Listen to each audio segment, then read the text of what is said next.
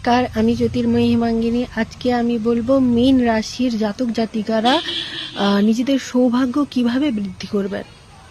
কিছু টোটকা দিয়ে সৌভাগ্য বৃদ্ধি করার উপায় আমি বলে এসছি। আজকে তার শেষ ভিডিও, কারণ কালপুরুষ রাশিচক্রের 12টি রাশির আজকে 12 নম্বর রাশি মীন রাশি, যার অধিপতি গ্রহ হলেন দেবগুরু বৃহস্পতি।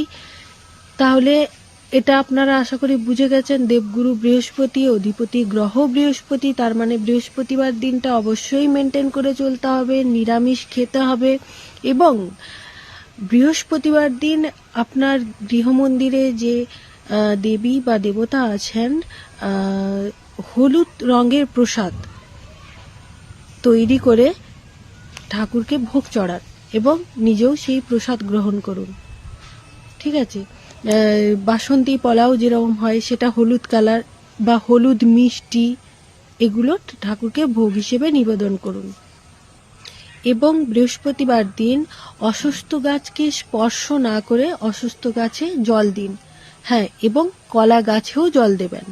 যাদের বিবাহ হচ্ছে না বা বিবাহে দেরি হচ্ছে, তাদের জন্য এটাই, কলা গাছে জল দেওয়াটা, যদি ওই জলের মধ্যে সামান্য হলুদ মিশিয়ে ওই জলটা সারা রাত্রি মাথার ওপর রেখে ওটা কলা গাছে সকালবেলা কেউ দিতে পারে, এতে করে কিছুটা বাধা মুক্ত হয়। এই যে বিয়ে থেকে যে বিলম্ব, বিয়েতে দেরি, এইটা অনেকটা কাটে।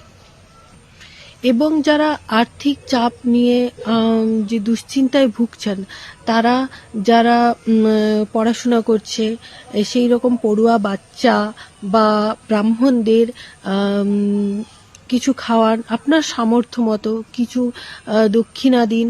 এটা করলে আর্থিক সমস্যার দিকটাও অনেকটা মুক্তি পাবে। বৃহস্পতিবার দিন করে 11 বার বিষ্ণুর সহস্র নাম স্তোত্রম পাঠ করুন। এবং যাদের গুরুদক্ষিণা নেওয়া আছে, বৃহস্পতির বীজ মন্ত্র জপ করুন। এই ইত্যাদি, এগুলো করলে সৌভাগ্য বৃদ্ধির জন্য আপনি অনেকটা শুভ ফল লাভ করবেন। নমস্কার, সবাই ভালো থাকবেন, সুস্থ থাকবেন।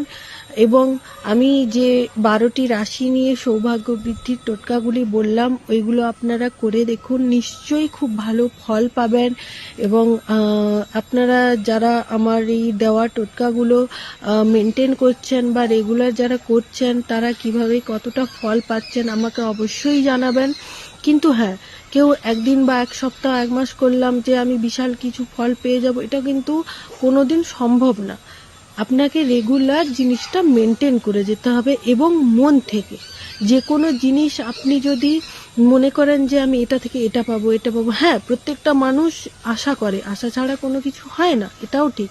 কিন্তু আপনি দেখবেন মন থেকে একাগ্রভাবে করে যান, নিশ্চয়ই শুভ ফল পাবেন।